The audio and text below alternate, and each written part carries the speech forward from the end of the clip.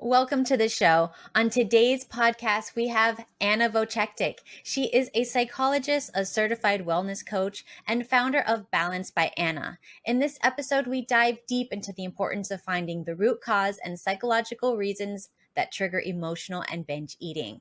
She offers actionable steps to fix your diet so you're less stressed out and more productive.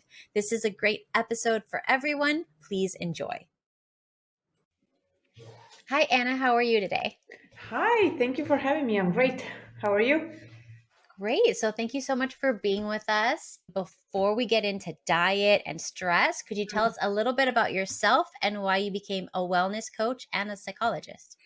So, I would say that for me, the two are very much linked in the way that how I approach, let's say, wellness, in that sense that I think eating is a very psychological and emotional moment. It's just not just a physical way of putting food in your mouth. And because I struggled quite a bit with my own eating, I was a very slim kid. Then I became quite chubby. Then I started gaining more and more weight from the age of 14, 15, went on my first diets, and then started this whole, I would say, roller coaster of dieting and restricting binging, and creating a very unhealthy relationship with food. And I didn't have the right support because I was just thrown into doctors' offices or nutritionists who again were putting me on a diet in order to lose weight, but not really understanding deeper reasons why I am eating or not eating and all this kind of stuff. So psychology was something that I was always interested in, and I wanted to kind of get deep into the mindset part, let's say. And then in parallel, I just went in school for nutrition. And when I started my business, then I was thinking like, this is the perfect opportunity to combine the two. So not just focus on the food, but also focus on the mindset and emotional part of eating when it comes to having a well balanced lifestyle. So, my audience, they're mainly women with hormonal imbalances and autoimmune diseases. Mhm. So, with women especially, they have to keep their blood sugar stable for hormones. Yeah. So, what are some ways that they can avoid sugar spiking temptations? I think first of all, like, you need to know a little bit you have to experiment. So whatever I say here today is broad lines for everyone listening, but there are definitely some things that you need to know. First of all, you need to know your numbers. Like, you need to know your range, because sometimes your symptoms can mean something very different and you think you're hypoglycemic, meaning you have a low blood sugar, right? Because the symptoms are very similar for some completely different autoimmune diseases, for example. So know your fasting blood sugar, know your blood sugar. Is it in a range of normal? Is your blood sugar normal 2 hours and 4 hours after eating? So that's the first thing I would say. Second thing is understand how your body operates when you eat different foods. So if you want to keep your blood sugar stable so that you don't have these moments of what we call a sugar crash, and then you need more food, and then you're a little bit too high, and then you have a sugar crash again. If you don't want to be on that roller coaster, there are simple ways just with food how you can maintain that. First of all, it starts with eating protein at every meal because it's the most satisfying macronutrient. Eating healthy fats for your hormones. And when we talk about carbs, choosing, it's not about the right carbs, it's just choosing the right amount of carbs based on your level of activity throughout the day. I'm always for vegetables, I'm always for all types of greens, complex carbohydrates, and some fruits. Why I say some fruits is because some people, even though fruits are amazing, they are a little bit sensitive due to the content sugar. Although natural, they're just a little bit more sensitive to it. But you should not try to trick your body with a small plate of bread and something like that, which could potentially spike your blood sugar way more because you're saving on calories. Because the problem with that is that your blood sugar will spike and your body naturally doesn't want it to be that high. So it will start putting it down and down. And then at one point, you're like, oh, this is the 4 p.m. sugar slump. It's not. It's just that you ate too many carbs and now your body's bringing you back to the baseline. But the problem is that then you start feeling like you had a crash. Therefore, you start taking the chocolate, energy drinks, like sugary, high fat foods to give you the energy again. And then you will continue like that probably until the end of the day. So Don't run away from healthy fats. Don't run away from protein. Doesn't matter if we're talking about animal, plant. Eat your fiber, your veggies, and you will be fine. And stay away from simple sugars and simple carbs, which tend to spike your blood sugar. I think that this is where there is some misconceptions, like for example with breakfast, where people will eat bagels or cereal like loaded with sugar, and they don't understand it, like your maple syrup with your milk and your cereal has caused already like a sugar bomb. We're not talking here about just about calories, we're talking about an intense amount of sugar now running through your body, and your body is okay, what do I do with it? You're not running a marathon, so what should I do with it? And it starts to produce a lot of insulin. Yeah, so it should be a little bit more balanced. Yeah, I know a lot of people that they'll have maybe like some sort of sugar with their breakfast, like jam or something. They put it Mhm. on toast or whatever. And then by like noon or something like that, Hungry they're again, right? cranky and they've Hmm. crashed Yeah. and they're just like, I have low blood sugar. I just need to constantly be eating throughout the day and grazing. And I'm just like, no, you No, ate the there is nothing wrong with it, but I always say to people, there's nothing wrong. It's just like you cannot then blame the food, like or saying that you have something that you don't, like a hormonal imbalance or low blood sugar. Like every other person is saying that they have that, but actually the solution is very often in your plate. It's just that there are quite a bit of misunderstandings. There is a cultural differences. There are habits from childhood that we just eat like that. So it's just a little bit more paying attention to, is the meal balanced enough to keep your blood sugar stable? And if you are not hungry for 3.5 to 4 hours, it means that it's good. It means that it's a normal meal, because your body will send you a signal, okay, we're dropping, and then now eat again after a certain time. Yes, I did an experiment once with my husband. We ate certain foods because you can't eat this meal. It's bad for you. I'm like, I feel good. And he's, no, I think it's bad for you. So we checked our blood sugar Mm-hmm. before and then like maybe 20 minutes before and 2 hours after. Okay. And we both had the same meal. It was like rice and whatever, a meat. Mm-hmm. And then for him, his blood sugar went up after. Okay. And then he crashed. For me, it didn't.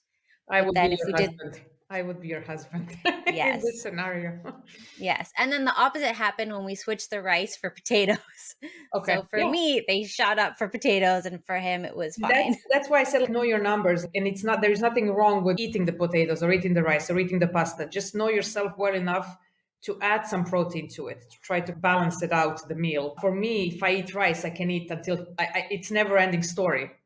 So my blood sugar is so high, I can just eat it and eat it because I'm so high. And it's just, I didn't know. And so I think like with different types of foods that are seemingly healthy, your body may not be reacting like how you think it. Do you have any tips for people who are trying to get better with their health? Any strategies on dealing when others try to sabotage healthy habits? The food pushers. Or the, yeah, I think that's something that I work quite a bit with my clients on this, because the moment that someone notices that you're figuring out your health issues or you're trying to live a better life, and they always start asking questions, which usually come because they don't have everything under control, right? So they try to keep you in the same misery with them, like with eating junk food or overeating or something. So I would say that there are some sentences that I think that work really well, so that you don't offend anyone, but you can kind of set a boundary. You can say, I've had enough, but this looks really delicious. I've been trying to eat better. Or you can say, I'm trying to heal my relationship with food. You can say, if you have been to the doctor, my doctor is recommending me to eat in a certain way for a while just to check my vital signs. And it's just something that I would personally say, when I was dealing with my issues, I was very honest about it, and I was like, listen, I have struggled with food for such a long time. I'm trying to figure out what works best for me. So I'm trying to listen to my own body. I was very open, because as a chronic dieter, you're always listening to what other people are telling you to eat. And when I was experimenting with what it is that I want to eat, I was very honest about it, that, I'm just trying to figure out what works best for me. I think also, like, that you just have to be in those types of situations. It's just about being mindful not to hurt other people's feelings. Like, but look what you're eating, like not turning the conversation towards them, but just think like, this works for me. I've had enough. Maybe I'll eat some later. I'm trying to be more mindful what I eat. Just be kind of honest about it, I would say. So when it comes to, like, say, crashing after a Mhm. meal, Mhm. can you go over exactly what it feels like? Because some people, they've done it so long that they don't even know what it feels like because this is just normal for them. Mhm. Well, I mean, the symptoms can be, of course, like very individual, but in general, when we talk about the usual symptoms, shakiness, dizziness, nausea, headaches. If you have had a meal with a lot of this simple sugary carbs, you can have something which is called reactive hypoglycemia. Like it usually happens 4 hours after eating when your body continues to produce insulin even though it shouldn't, and then you start crashing really bad, like, and you have all these symptoms like in a much stronger form. Some people might even faint. So these are the usual symptoms. Like I think that for most people, let's say, it starts with shakiness and dizziness. That's like when you kind of feel that something is a little bit off. Like, and if you will notice this for people who exercise, if they haven't, I have nothing against fasted exercise, but it cannot last for hours and hours, right? So you will notice at one point when you don't have any more sugar that you're starting to, you cannot lift, you cannot run as much, like your legs are shaking, your hands are shaking. That's usually a sign that you are in a range which is below 4.2 milliliters per liter. So that's already when you should take something, spoon of honey, I don't know, whatever, something to pick you up a little bit, because it can be dangerous. Like this thing can cause severe dizziness and fainting. It's not something to mess around with thinking, oh, I have less sugar in my body. No, like that's not, it's not good. It's not good to be very high, but also not to be very low. So that's interesting that you said that. One time I had to get blood work done in the Mhm. morning and I Mhm. had fasted a long time the Mhm. day before, not because I was supposed to, just because I don't tend to eat when it gets Mhm. dark. And then they took my blood and they're like, your blood sugar is like, I don't remember what it was, but it was like rock bottom. Are you okay? Can you stand up? And I'm like, I feel perfectly fine. Mhm. So when you're like maybe more keto or more fasted, if you feel okay and your blood sugar is Mhm. low, is that still something that you should be concerned about? No, that's different. It's very different because your body is, if you are eating more protein and fats and less sugar, your body again will adapt to a certain blood sugar level that's maybe even a little bit below the baseline. So now it operates in a different range. My blood sugar is normal to low, but it has to go really low, like in a, like and it has nothing to do with the amount of fasting. It has to do with more, for example, if I had a meal at noon, so like I ate that day, right? If I don't eat until 7 p.m. for whatever reason, then it's going to become a problem. But if you are in a fasting mode and you are not doing it like cold turkey, like 48 hours on the go, but you have built yourself up to that, you have built up also that your blood sugar will stay stable. So it's not the same. And I think also like they have done some studies, for example, with vegan, vegetarians, keto, and so on. It's not a huge difference, but there is a difference in the baseline for people who are eating 80% carbs or eating, more 40-30-30, or eating 80% fat. There is a different baseline. So you have to also kind of, if you speak with your doctor, you have to tell them what is your lifestyle, like what do you eat? Because, based on that also you will know your numbers a bit better. So, why is it that we crave bad foods when we're under high stress? And is there anything we can do instead to make us feel better that's not bad Million dollar, foods? it's a $1 million question. Stress Yeah. management. Well, like when you are under stress, and stress can be anything, right? Like work, home, and your environment. Your body is producing cortisol. The problem with that is that your body recognizes too much cortisol as a sort of this flight and fight kind of situation. So, like being chased by a tiger, right? And you're not. So what it does, like the cortisol is produced in order to help you function, right? So what it means is that it's using a lot of your energy at first. But if you are, as we say, constantly stressed and stressed and stressed, which doesn't happen with a tiger, he chases you and then it's done.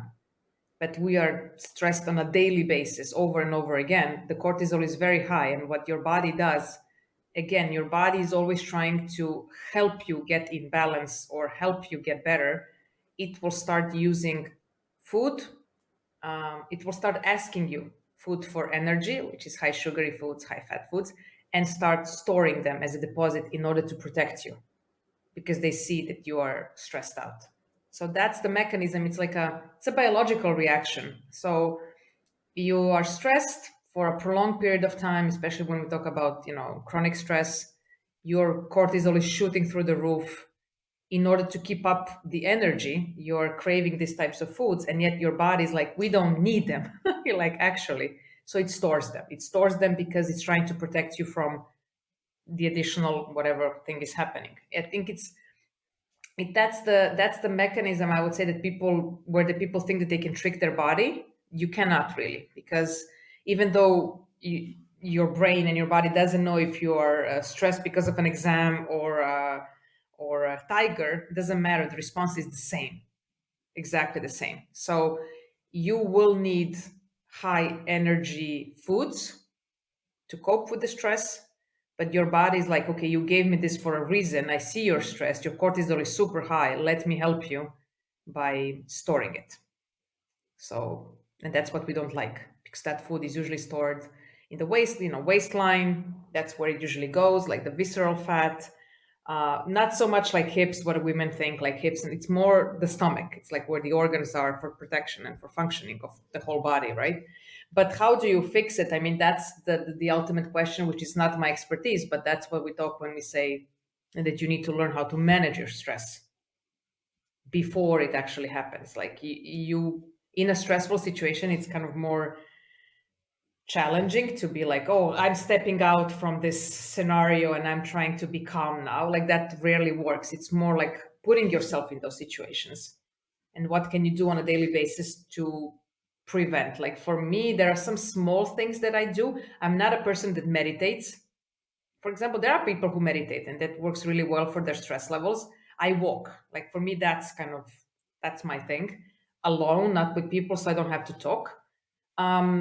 Food plays a huge part, of course, what you eat, movement, and I would say at the end, like something which maybe in the modern day age, people are like, oh, I don't know how to separate or I don't know how to do this. But I think you can do without electronics for a while, and you can do without social media, and you can make time for the family, like really one on one, and not necessarily do the whole life, work life balance thing, but just get away from electronics because you're not even aware how much you're actually being stressed and triggered by what you're reading on a daily. So it becomes like a part of your life to be stressed out by news or, whatever, some articles or something like that. So I think and then if you like some other things, that's completely fine. But I would say that this is just like a basic thing.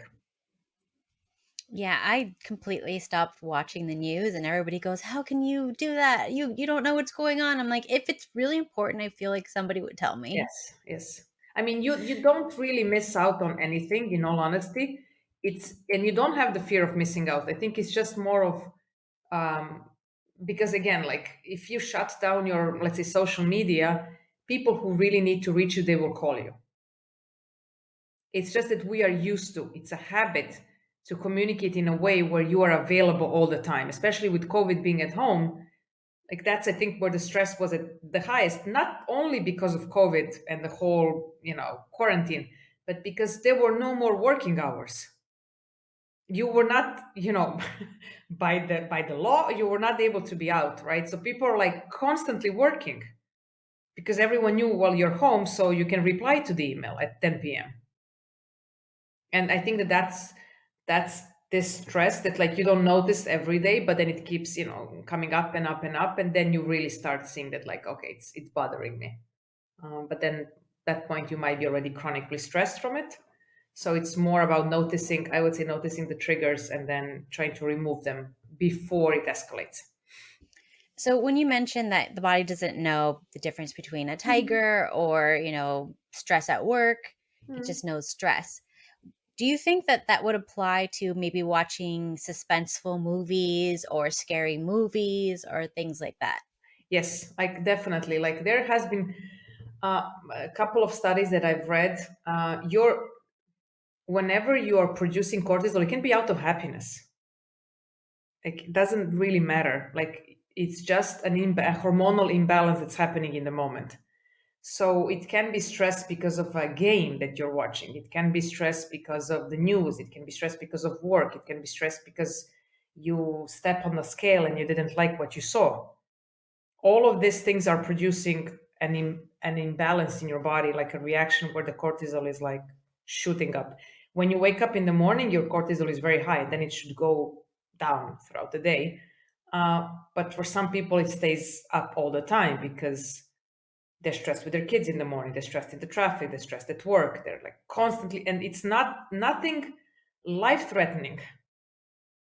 And here is the thing, if you ask them, how was your day? You have two categories of people. One will tell you, I'm so stressed. I'm stressed all the time. And then you have some like, it was fine because they don't even notice it anymore. It became it became normal to be under that pressure, and then whatever they eat, it gets stuck. And they're like, oh, whatever I eat, it goes straight to my hips. But it's not really like it's a metaphor for a person that is not in balance. Like it's not functioning in a more balanced way. So yeah, it doesn't really matter like what's happening in the outside world. Your body just understands the inside. So, are there any maybe healthy snacks that can keep you in a steady mood? Let's say you're under a lot of stress at work, you just got a Hmm. big project, and Hmm. now you're high strung cortisol and you want a snack, but Hmm. you don't want to feel bad about it later. Are there any snacks that are just not as bad for you, or maybe that are beneficial when you're under stress? I mean, there are some foods that help us deal with stress. Like, for example, instead of coffee, don't drink coffee, drink a matcha latte. Like, it's a better choice. Or lots of greens. Like greens really help you distress. So, like Swiss chard, any types of arugula, whatever. Um, the main macronutrient that will help you is the protein. 100% organ meats, eggs, fatty fish. There were some maybe a bit specific because of the gut, drinking kefir, yogurt, kimchi, because they calm the gut where the stress comes from. So I think it's like there are a couple of foods, but I think that the bigger problem with the snacks is that most, I mean, not all of them, but like most of the snacks that you can potentially buy are those that will just, rise up your cortisol even more. So it's not about you. So like if you understand that you're stressed, it's not about just putting anything in your body, like, oh, I need food because I haven't eaten. Okay, you haven't eaten, you're super stressed, but actually the food that you will eat could have serious implications on your stress levels even more. So if let's say that you take a protein bar, I would suggest you look at the label and see, is it a protein fat or is it the carb sugar loaded bar? Very different. They're all called protein bars, but how much protein does it actually have and how much sugar does it have? Like, is it sugar alcohols? What is it inside? The same is with any type of juice, coffee. Like it's very different if you're drinking, decaf with some milk or you're drinking a triple espresso, because the caffeine is not your friend when you're super stressed. So I think it's just a little bit about assessing that having some veggies or having some hard boiled eggs or something like that is more beneficial for you, for sure. Yeah, I remember I gave up coffee a few years ago, Hmm. and the difference in my mood was insane. I went from being very high strung to much more calm and less like angry, or maybe you can even call it PMSy, but it wasn't PMS. It was just the caffeine Yeah. making me all jittery and nuts. I have a love and hate relationship with coffee, in the sense that I never liked the taste of coffee, like truly. I think it was a habit created in college, just because everyone was drinking coffee. And because I didn't like it, I had to put so much sugar in it, and all this kind of whatever creams and whipped creams and all this kind of stuff. So it was like just like a sugar bomb with some caffeine inside. But then I think like later on, I moved to decaf, and then I realized I'm actually not a big coffee fan at all. It doesn't do the trick for me. Like, it doesn't wake me up. It doesn't give me energy. Doesn't help me with my digestion. Doesn't do anything for me that people would consider like, oh, the benefits of drinking coffee. Plus, I don't like it so much. So when I was like, okay, let me try decaf, I noticed like, no, this is not my thing. So now it's really once in a blue moon that I will have again with a friend. Like, but I'm more of a tea person now. It's just a preference, I guess. But I do understand the appeal if it does help you be more alert, and if you like the taste. Yeah, for sure.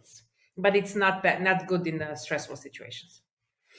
Yes, I would definitely say that, especially like before you go into traffic, you don't want to have No, caffeine in your no. body. You should try to avoid it.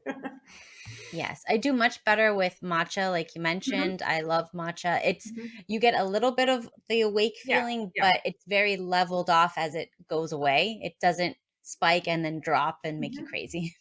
And I think also another thing with coffee is that it's it's also very socially acceptable, like to just drink shots after shot after shot.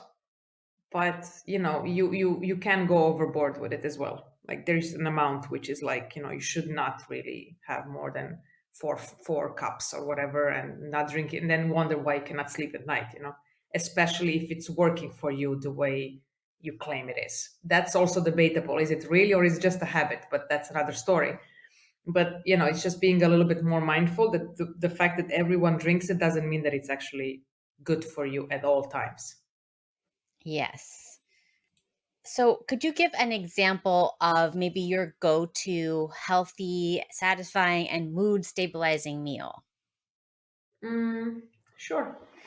So I don't have any labeling when it comes to my eating style, because I eat what I feel that day. But I would say that my plate would be something like half of it would be salad and vegetables. I just take a mix of different salads. I chop two, three types of vegetables, just like some tomatoes and cucumbers. I'm rather simple in that sense because I have two small kids and I'm very fast when I make my meals. Then I would say that my protein or something that is going to keep me full is either eggs or fish. That's like tuna, maybe. Like, that's my go-to thing. And then I'm a person that loves dairy. I will always have some dairy just because, well, I kind of like it. I don't have any indigestions. I don't have any allergies, and it's not that I eat a ton, because I know also the downsides to it. But I love my dairy. And then I usually have a dressing that where I would have my healthy fats. So I have avocado dressing, some herbs with olive oil. I sprinkle nuts and seeds on top. So I like to have a little bit of everything. My meals, in all honesty, are simple, but when you look at it, it looks very simple. I do cover all the categories of nutrients, and they are usually a caloric bomb, because of my schedule. I usually like to have two very caloric dense meals, and then in between, because I'm on the go, I have something which is like a snack or whatever. But I will not have just like an oatmeal with blueberries for breakfast, because that cannot keep me full. I need to have my eggs, my cheese, my avocado, my like, I need to have a little bit more stuff. And again, as I said in the beginning, for me the staple has to be my health, my fats, and my protein, because that's the only thing which will keep my blood sugar stable. Everything else is extra, which salad, which vegetable, which whatever. But if I don't eat these, then I'm either hungry immediately, or it means that I ate a muffin for breakfast, and then I'm just like on a roller coaster for the next 10 hours. So i try to I try to have my protein, like, half of the plate, like, or one third, and then my healthy fats to keep me stable.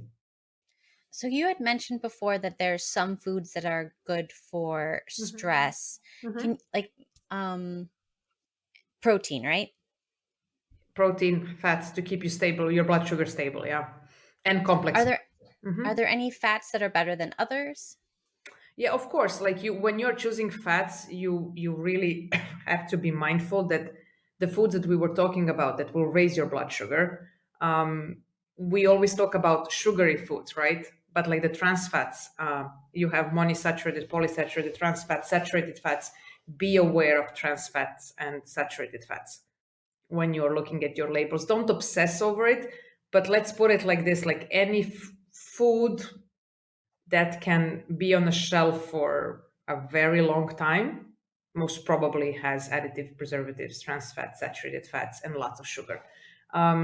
So, and the same is with cooking. Like I cook with avocado and olive oil, like as a preference, but I would not use soy, peanut, sunflower. Um, I don't think it's the healthiest option. When it comes to fats, like what I eat, like nuts, seeds, chia, flax, hemps, whatever, avocados. I think that's all. And it's funny because with fats, it's you either see it or it's really hidden in the foods. Like so, you can have like the food that I just mentioned now. Like I love salmon, for example. It's like really loaded with omegas, and it's really good for me.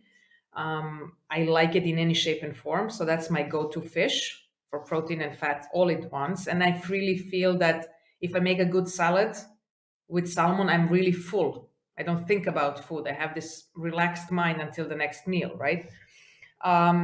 But I would say that all the other fats that you kind of don't see, they're in your biscuits, they're in your donuts, they're in your chips, whatever. Like it's all the hidden that gives the good flavor. Let's call it like that. And so that's probably something I would avoid in big quantities. I'm a person that's quite balanced, so I also eat these things. I just don't have them maybe every day as a main meal. But I don't run away from them. I know in the US, at least I know here they do it. I Mm-hmm. don't know Mm-hmm. everywhere else, but they will cut the olive oil and the avocado oil with soybean oil and corn oil. So on Mm-hmm. the label, you don't even know what You you're don't even know. getting. Yeah, it's the same everywhere. I mean, there are like a lot of foods from the states that are banned in Europe, and not just foods, but also like beauty products, skincare products, all this kind of things. You guys are a big industry. You're a machinery when it comes to producing food. Like I live in Estonia, that's definitely not the case. So they are very mindful what they import when we are importing packaged foods, let's say. So first of all, we don't have that much choice. We don't have that many junk food restaurants or fast food restaurants. And I think it's also a little bit of a cultural thing that like we are not all supposed to be experts when it comes to food. Like I mean, like we all have different professions. You should be able to trust the label, but like that like sugar comes under 50 different names. Like you cannot possibly know all these names and then analyze in the shop. So you just like look at some sugar content, but then if you look at the ingredient list, it's like it's a nightmare. And that's why I'm not going to say anything bad about the brands, but that's why I have a small issue with vegan products that are loaded with 16, 17 ingredients to make a sausage or a meat. And I'm like, that's a very factory produced like product, right? And so I'm a little bit on the fence, like where we are going with some movements when it comes to food, because I love vegan food, vegetarian. I don't eat so much meat in general, but I'm not against it. But I'm a little bit afraid that we are very good at labeling things like a vegan product, 25 grams of protein. Of course it's amazing. You should have 20, 25, 30 per meal. But if we are not educated to read properly, then you don't know that like you just ate a lot of unhealthy things in your burger, in your whatever. So that's a little bit like something that I don't understand really the trend. And the same is with sauces and sweets, and like it's advertised in one way because it's a hype word, like you're vegan, you're saving the planet. But then on the other hand, I don't know what you're doing with your own body by eating this on a daily. I don't know. I'm not sure it's very healthy. Oh, I'm completely against those fake meats. The We ingredients are agree. toxic. We agree. No, Yes. I understand the appeal. You want to find a substitute, something which tastes the closest to a chicken or whatever you ate. But it's just like then making a very conscious decision, like this is what I eat, or understanding why you quit chicken, for example, in the first place, and be like, why do you need a substitute now for it? If you crave it, then ask yourself, do you really crave the chicken? Like, what is your body telling you, right? So that's where you can have a little bit more of an honest conversation with yourself, rather than eating just some substitutes. Cheese, the same. um, you know yeah. So Oh yes, I did have a few when I went vegetarian for a while, some vegan type cheeses. uh-huh. And when I looked at the ingredients, I was just horrified. It was just almost all soybean oil. Yeah, but that's how else can you make them? I mean, it's it's and again, it's not. I think that people are always like, oh, but the calories, but it's not about the calories. No one cares about the calories. It will not be Mhm. such a huge difference on a weekly level, unless you really go overboard or you really undereat.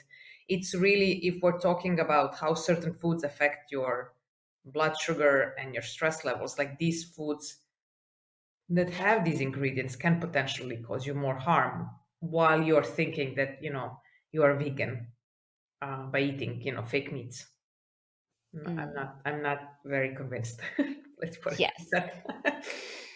So, what can poor eating habits do when it comes to our productivity? um I mean, here is how I would say it. If you're eating in a way which is causing you to have a roller coaster of a blood sugar, you become pre-diabetic or diabetic because of it. That doesn't affect you only physically, mentally, or your work. Like that's like it's a whole range of things, right? Um, you cannot be productive if you are having a roller coaster, a sugar roller coaster that day, because your body is really sending you the signal all the time to eat. You're constantly thinking about food to keep that level up, right? Um, so the focus is off, the productivity is off, like you're just thinking, okay, next, or like vending machines, or you're just going for a coffee or for a drink or something to keep up the high, like that kind of the level which is your body's fighting against it, but like you just don't feel good, so you're constantly just snacking on something, and so the productivity there is gone. But I think it's also, so it's like it's a biological, almost I would say natural reaction when you make those food choices. It's not happening to you because you are like, taken as an example, like look how it looks. Like it would happen to almost everybody, right? If you have that kind of a lifestyle. But I think also like what I noticed with people who have these issues, it becomes a mental problem, psychological problem, like because you become obsessed about food or with food. Like so when I said like why I like to have 2 3 meals, but they're more because it helps me to do other stuff in between. Like I'm full, I can do other stuff, I use my energy, I'm hungry after 4 hours, whatever, I eat again. So I'm mentally very calm when it comes to my work, when it comes to my kids, when it comes to doing any other chores, right? Like my mind is not preoccupied where is the food and what I'm going to eat next, right? Because the symptoms, as we said, like can be really harsh. And if you experience it once in a day, you don't want to experience the second and third time. So you're always in a prep mode, like let me not just be without my snacks, like it's like an addictive behavior, right? And I think that for a lot of people, from a psychological point of view, is causing that feeling of, oh my god, I'm obsessed with food. I have no control, I have no motivation, I have no motivation to stop, I have no control over my eatings. And that psychologically kills you, like in the sense that like you start to feel ashamed of your choices, because you're not blind, you see what you're eating. You feel guilty because of your choices. You don't feel guilty when you eat a carrot, but you feel guilty if this is your fourth donut. in the, during your working hours. So those food choices, they affect you on a biological level and your work, but also quite a bit mentally and psychologically. Like that, your relationship with food starts to change a bit. Yes. I remember when I started changing my diet and now I switched to eating, pasture raised eggs and grass fed, grass finished beef Hmm. or lamb just to make that like the main part of the meal. So I know that I'm getting protein. So you're a protein person. You like your protein. It's not that I like it because I really don't enjoy eating meat. It's not my favorite thing to do. Okay. I just do it because I like how it makes me feel. When I switch to eating to that way, and I do have berries and some certain vegetables and stuff like that as well. But when I switch to having primarily that as the main part of my Hmm. meal, I do not get hungry at all, and you can go hours. It'll be 5 p.m. and I've eaten breakfast and it's 5 p.m. like, oh, I forgot to eat. And then Hmm. I can eat another high protein meal and then I'm good for the rest of the night. But Hmm. I do notice that the hardest part for me is, and for most people, I think would relate to this, when you're eating well, everything is good, you're not hungry, but then maybe you're doing something that you associate with food, Hmm. like watching a movie or having friends over and everybody's picking at something, and then you get triggered and you want to Yes. do that too. Yeah. Listen, it's a very interesting thing I was discussing today. It's unbelievable. Eating in front of the TV or eating in front of the computer. It's if you are doing that, like let's say that it's not with friends. If you're doing that, you have one, let's say, side effect, which is not listening to your hunger and satiety cues because your attention is focused on the TV or on your email, let's say. But the second bigger problem is that you associate the amount of food you will eat for the amount that you are in front of the gadget. So if the movie is 2 hours, if you had a bowl of popcorn, it's done, but the movie's still on. You go for more until the movie's gone, and again, like it's associated. It has to, for some reason, go in parallel. You cannot just stop and be like, okay, now I'm not going to have anything, and there's still like 1 hour to go. You are triggered to go for more, right? But that's just a learned. I mean, it's a learned habit, of course. Like everything, it can be unlearned if you're conscious about it. But the biggest problem is that you are eating those foods in a state of not complete unconsciousness, but you are not very present. So it's only a more deep inner work can change that, and then choosing maybe uh, different snacks. It's like very different if you eat olives or whatever, something more fatty and chewy than popcorn. So yeah, I get you though. It's not easy, but yeah, it's this way it is. I I remember when I noticed the whole snacking in front of the computer thing was starting to happen. I moved my whole computer desk area to a different room. I Okay. changed the layout. I bought new stuff. I bought everything in white. I got like a little mouse pad that's in white. Everything is white. So then now I don't want to stain anything, so I can't eat over here. And that's just like my little trick to get over that. Good strategy. I try not to eat in front of. Um, well, I don't eat in front of TV. I drink more, something like. But I don't have that habit. But I had a habit, like in front of the computer, just to get it over with. My problem with that was not that I will eat more. My problem with that was that I felt I didn't eat because I didn't enjoy it. Like I didn't give myself the time to enjoy what I made. I made a very nice meal, but my brain, my body, it wasn't like, this is nice. It was like I just ate it and got over with, and I'm not hungry, so I will not eat more. But the satisfaction factor was missing for me. Like I missed that moment where I'm wrapping it up and I'm like really happy with what I ate. So that's when I was thinking like maybe this is not such a good idea. And snacks I don't keep because I think it's a distraction. It's a constant distraction. Your brain takes such a long time to understand that it's getting the food through snacks because it's not the proper meal. It's really distracting me from my work, from everything. So it was one of the reasons why it was just a bit easier to remove that. So, what are some clear signs that your diet is working for you and you're on the right track? Um, I would say something that you can do effortlessly. So it's a complex question, but let's say there are, in my opinion, some psychological and maybe some so subjective and some more objective parameters. And I would say that these objective ones will be stable level of energy throughout the day, good sleep, good digestion, no sugar roller coasters, and your weight is easy to maintain. I would say, and so we can now debate what does it mean, but I think that like chasing some number where it's unsustainable, it's causing you stress.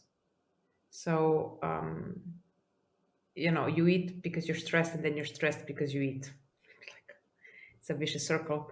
But I would say that that's when you can maintain a diet easily with whatever you're eating, and how you combine it every day is very maybe individual, and maybe some days you eat a little bit better, some days you don't. But it's just like it's not a big fuss of counting, weighing, measuring, you know, figuring out how much I can eat now and how much. Like it just it flows, right? For that you need to, of course, you need to experiment, but you also need to be like, for example, what was my case, accept that my target weight that I had is not my target weight. It's an imaginary target weight. Like something, it's like losing those 5 pounds all the time, the last five, like you're losing them for 25 years. For some reason, it's either you cannot reach them because it demands a lot of sacrifice and restriction, or if you have reached them through sacrifice and restrictions, you cannot keep up with it because it's not a lifestyle that you want to have, like with not socializing, not having some sweets, alcohol, whatever it is. So for me, that was like a good slap in my face because I was thinking, like, I cannot be doing something that wrong. Like, I'm not crazy, right? Like, so why is it so hard? It's so hard because in order for my body to get to that weight, I need to restrict on a lot of foods. And if I do achieve it, I will not be able to live like this because I'm always thinking the way I lost my weight is the way I have to live for the rest of my life. So I cannot live on steamed fish and vegetables. I mean, I cannot. I can for a week too, but I cannot make this a lifestyle, and I cannot trick or convince myself that I'm enjoying it. So I would say something which is effortless, like with your everyday life, plus vacations, plus socializing, plus events. Um, that's more or less it. And what part does lack of sleep play with our stress and productivity levels? Um, well, I mean, it plays a huge part, and people who don't sleep. I'm thinking now of moms with babies. Like they will tell you, like, I need sugar to survive the next day because the sleep deprivation means that there was no growth hormone happening. That happens when you sleep, um, and in order to survive the next day and to do anything with your life, you have to eat foods that will give you immediate energy release. Immediate. Now, can you make better choices? Sure. Is it better to eat dates than donuts? Yes. But that's a very demanding position from someone who is sleep deprived to have that level of consciousness, like dates with peanut butter or whatever. Like, no, they will just grab whatever is in front of them. So, again, if you don't sleep, your cortisol will be very, very high because your body will be very stressed. And then we'll go back to stressed body, wants food, which is high in sugar and bad fats, stores them, and then you're on the roller coaster sugar again. um I would say that, like, just as if you look at it from a not like doctor biological, just like a plain person who doesn't sleep well, they will tell you, I need a lot of coffee to stay awake, right? The caffeine. The problem is that, like, all of this caffeine is causing you stress also, jitters, so on and so forth. So you put yourself, not only that you didn't sleep, but also with the choices the next day, you're just amplifying the problem. So I know that some people, there are times in your life when you sleep less, and that's just how it is. But if you can make, in the times when you're more alert, some healthier snacks or some healthier breakfast options, that would help to prevent, because I think it's also like with the lack of sleep. If it happens, let's say that if you have a baby or something, and like it's not one night, it's gonna happen continuously. Then it's a good thing to be armed and be like, okay, this is not gonna work.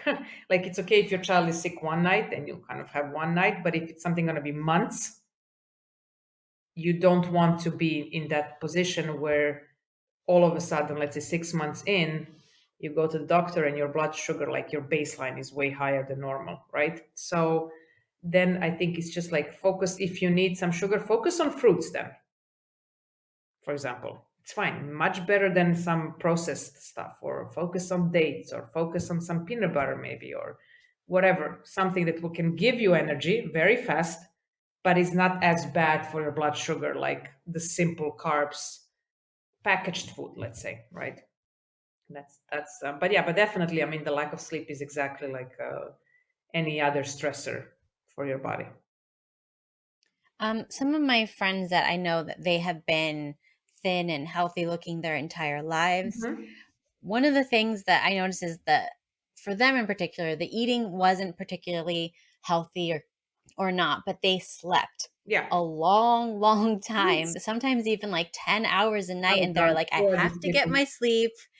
It has to be pitch black. It has to have Mhm. like my silk pillow on my face or whatever they need. But like they are just the most strict And people they're like about this. sleep. Yes. I And don't. they're like that, and everybody's jealous. And the main thing that I found to be jealous of is the amount of sleep, high quality sleep that they can get. Yeah, the human growth hormone, like, and I mean, people tell you like, oh, when you're fasting, you're sleeping, and your deposits and this and that. This whole story about fasting. It is true. When you sleep, you have a hormone working in your favor when it comes to burning your deposits. Like this is just like, this is again science. It's not invented, and it is true that these people will wake up with a very different, like, mindset of what they want to eat. They eat for energy that day in a different way. They're like, okay, give me my protein. I want to conquer the world, not like I want to thrive, not like I want to survive the day. It's people who need that simple sugar. It's like it's survival mode until I can potentially sleep. These people know they're like there to conquer, right? So like, give me the real food for real energy. I agree. I'm not like the best sleeper. Never have been, and I have a very light sleep. But I do try around 7 hours or so. I try. I mean, sometimes more, sometimes less. But I do notice, and it's an interesting thing. If I was sick, or my kids or whatever, in the morning it's automatic, like I take dates if I had a poor night's sleep. Like I almost feel I will not survive without sugar in the morning, which never happens on a regular day. On a regular day, I don't have breakfast until 11 easily. I don't think about food. But this in the morning, like this, like give me energy to survive this day. It's like, okay, what can I take? And then I have some orange juice. Not the best option, but I'm like, okay, you're thinking between the worst things you can possibly have, what will be the least, affecting you. So I will squeeze some fruits and make a juice, or have some dates, and then just try to be a bit more, let's say, make maybe a meal later on that's more packed with proteins and stuff, so that I can kind of have some other foods in my system. But definitely I feel the difference. And I know that I could eat 200 grams of chocolate like this on days like that, for sure. Oh yes. I remember. I noticed that when a lot of my friends would get pregnant and they would have to be up all night with the babies, that's when they all got problems with their weight. Yeah. And that seems to be very consistent. And even myself, when I had my child, that's when, for the first time in my entire life, I had problems with weight. And it took me, I don't know how many years to figure out that sleep was the number one thing that I needed to really work on because my diet was pretty good. Pretty good. Yeah, yeah. It's not the diet. It's never. I mean, of course, it's the diet. It's a big part of it. But the fact is that, like, as we what we have been saying here for an hour is that your body doesn't understand when your cortisol is high. Is it because you were chased by a dog, or is it because you didn't sleep? It's just what it is, right? And I think that we are very, like, our culture nowadays is very proud of not sleeping. Like, oh, I didn't sleep, I'll sleep when I'm dead, like, I had so much to do. Like, no, sleep. If you can't sleep not like as much as you can, like, but sleep normal. We all have different maybe needs, but sleep so that you wake up, you can get out of bed and you're good to go, you know Hmm. So, are there any supplements or herbs that you recommend to help with stress, productivity, or blood sugar? um I took for quite a long time complex B vitamin to calm my nervous system. Like, that worked like a charm for me. Not vitamin B inside a multivitamin. No, like vitamin B complex, like all the B's inside. Um, I took for quite some time ashwagandha. That helped. Like, that calmed me down, like, really nice. I use quite a bit of lavender. I have lavender all over my house. Zinc. I take zinc tablets. I mean, I take a good multivitamin in general, and stuff like that. But I live in a country where it's super cold, like 6, 7 months a year, lots of snow, lots of darkness. We're in the north, so it's like really pitch dark. So we need to take vitamin D, for example, all the time, like all the time. It's like, it's not just for the sun right here. It's like for stress levels, because you don't see daylight.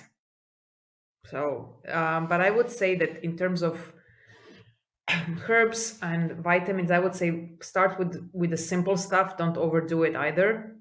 Um, but a lot of people will tell you that, like, their brain is constantly working, thinking throughout the night. Vitamin B will help you for sure, because it's really the main role is to calm the nervous system and calm your nerves, like your body.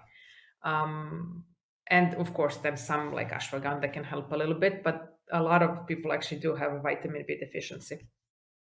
Yeah, I've noticed a lot of people have problems with vitamin B, D, and magnesium. Yeah, especially I think with magnesium, it's if you are on a low carb diet, it can happen. You need to be a bit more mindful with that. Um, and maybe take some supplements, especially if you're cramping quite a bit at night. Like, people will have cramps at night, and then you cannot fall asleep, and then you toss and you turn, and then you think, and it's all this kind of story. But it could be a sign of lack of magnesium. So worth checking that out. Hmm. So, how can everybody work with you? And do you work with clients one on one? And what type of people are you looking to work with? So I help people to solve their eating issues in terms of emotional eating, and stress eating falls off obviously under that. I do work in groups and one-on-one, and when I say what kind of people, uh, I mean, if I look at the range of my clients, and yes, it's mostly women, I would say, but not necessarily, but mostly women. Age group is really irrelevant. I think the most important thing is being open-minded, that we're not going to talk only about your diet and your, what you need to eat. We need to talk a little bit about your habits and your patterns and your emotions around food and your relationship with food, your mindset around food. You know, I think everyone scientifically can lose weight, but there is a reason why they cannot keep the weight off, and that's where the whole emotional psychological part comes into play. That's the part that you haven't figured out yet. Why do you eat when you're not hungry, to put it very simple? So I just look for people who are, I would say that my clients have really tried it all, like every diet under the sun, every patch, every tablet, every program. And and it gave them the results, but maybe more short term. And they're looking for something more sustainable and to fix finally their relationship with food once and for all, and to find what really works for them. And where can everybody find you online and social media? You can find me on Facebook, on Instagram with my handle, Balanced by Ana with one N, and also on my website, balancedbyana.com. So there you can find articles. You can contact me through those channels, and then we can chat. Well, thank you so much for being with us today. Is Thank there you for anything having me. else you'd like to leave our audience with before we go? You guys can make peace with food and you can make peace with stress eating. It's just a matter of tweaking a little bit some habits. I think it's a big topic nowadays, given what we have as a planet been through in the last 2 years. Stress eating has been on the rise, but hopefully now that we are getting out of this pandemic and quarantinings and all this kind of stuff, we can go back to, let's say, more balanced eating. So I hope that the podcast that we did today helped you a little bit in that sense. Well, again, thank you so much for Thank being with us. you. Thank you so much.